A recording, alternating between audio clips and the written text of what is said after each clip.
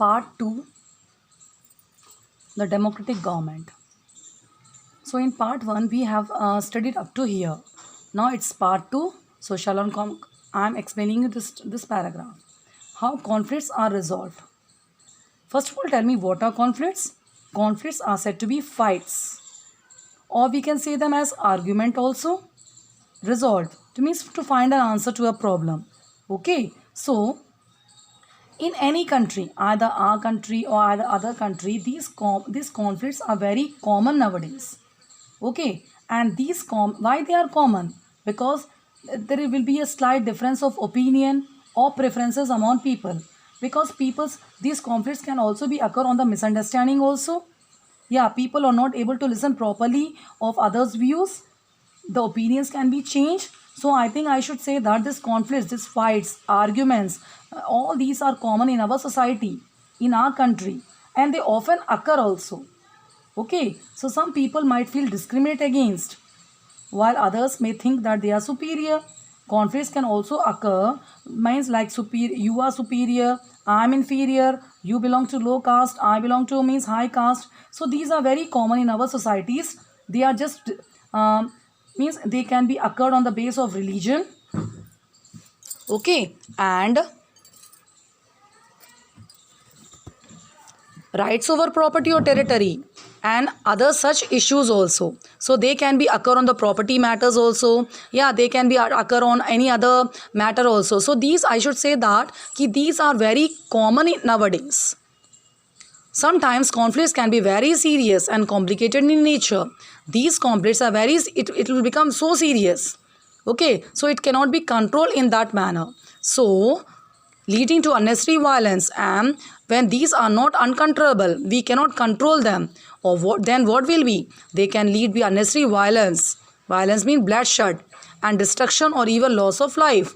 Means by these conflicts, even they can be a loss of life also, or they can be loss of property also. So they can be conflicts between two individuals, means two single persons, two groups, or even two more states. Understood how the conflicts can occur?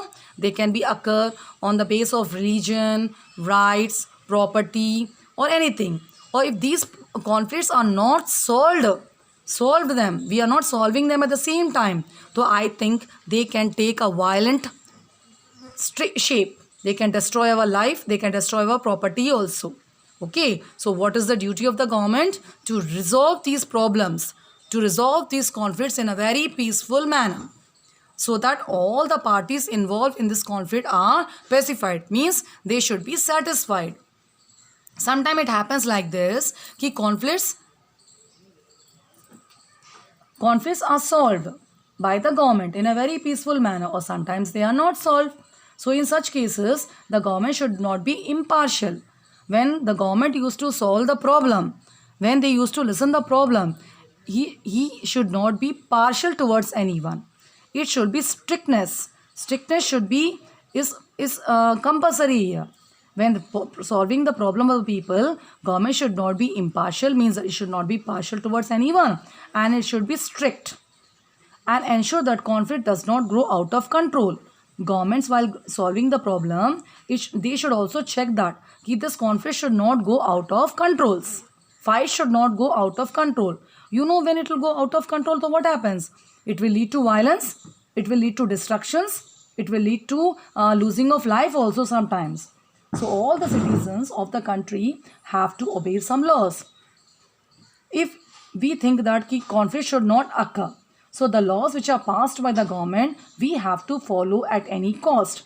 But some people never used to follow. So this is the main reason why the conflicts used to occur in our country as well as in other countries. If the conflicting parties cannot reach any amicable solution, if the conflicting parties, means if the whoever has done the conflicts, whoever has quarreled, if those parties are not reaching to any solution, so what they can do? They should approach the court at once for final decision. Okay, so they no need to waste the time. They should immediately reach to the court that are district courts which are nearby your town. Okay, so this was about conflicts. Let's see what are these conflicts more. It's one more element is that is equality and justice. Equality and justice. Okay. I think you people know what is equality.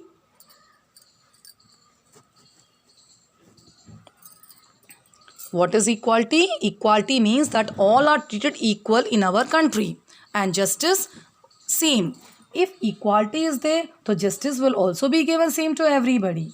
So justice and equality goes hand in hand in a democracy. Democracy, so you know very well what is democracy, where all are treated equally, where we have a chance to choose our government. Yeah, all things we are doing in our own country without any forcement of anyone. Okay, but same time equality, all are equal. Either means there is no discrimination on the behalf of gender, religion, yeah, anything else. Or justice, if equality will be, so justice also will be given to the persons. So that's why the line says that equality and justice go hand in hand. Where there will be equality, there will be justice, and where there will be justice, there will be equality. Understood? So when people are treated equally, they get equal justice. It is completely correct. Right now, what I said to you, where there will be equality, there will be justice. Or where there will be justice, there will be equality. So in India, the government has taken certain steps to ensure equality and justice. Let's see what are these steps now. One, discriminatory practice, that is unfair practice of untouchability.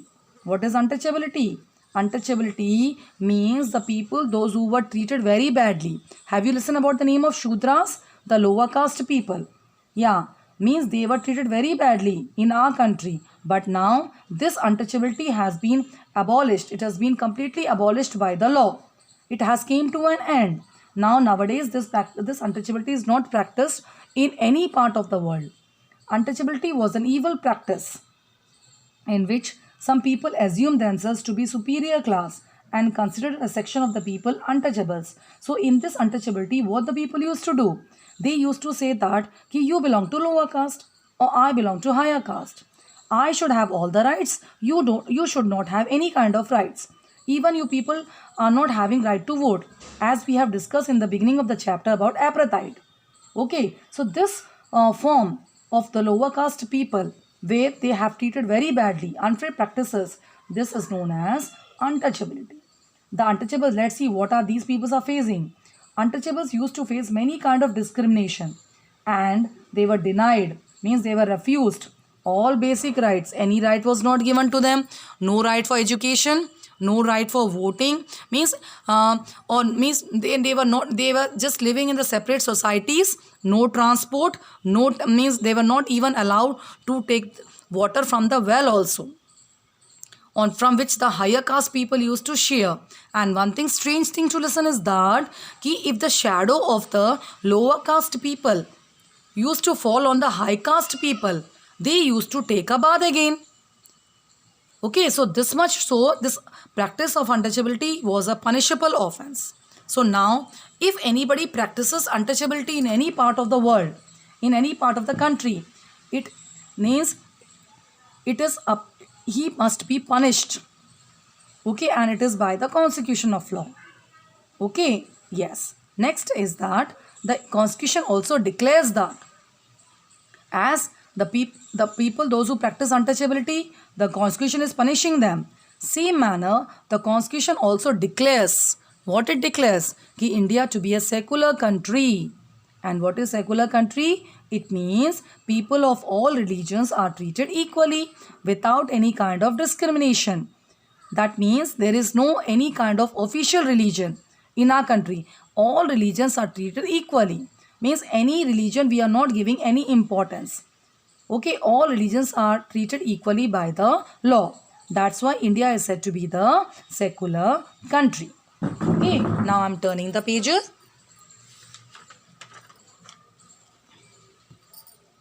Yes, now the lower caste people they have faced so many discrimination for a longer period of time by not giving them special privileges, rights, so that, and now what happens, what the government is doing, now government is providing them all kinds of rights, yeah, so that these people can also become a part of the mainstream.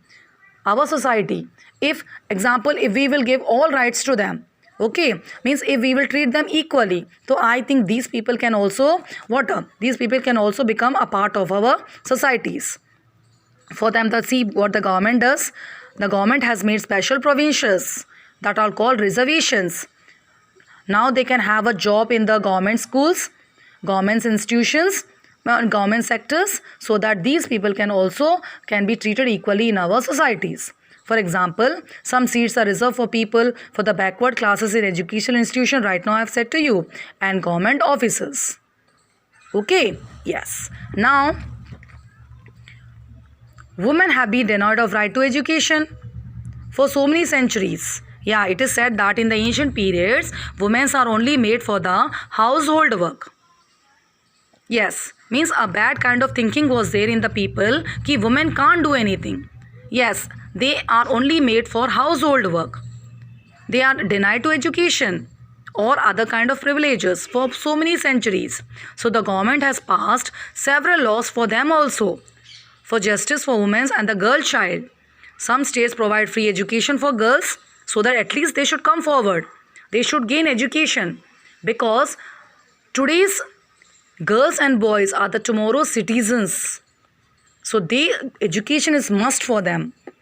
Income tax laws allows tax benefits for women.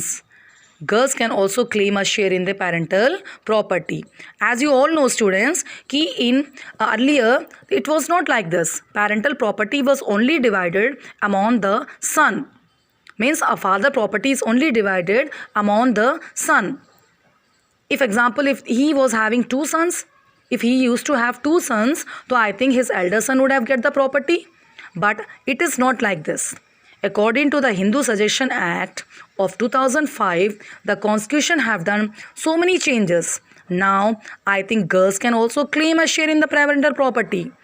Yeah, she is having a completely right to take a part, to take a division in the parental property. So, the government has helped a lot, not only for the backward classes, it's for women also, for girls also, so that they can come forward, they can gain education and they can shine their future, so that their future can be bright for the coming generations. Is it clear? Yes, the chapter ends here. I hope that you have understood the chapter very well. Thank you for listening me.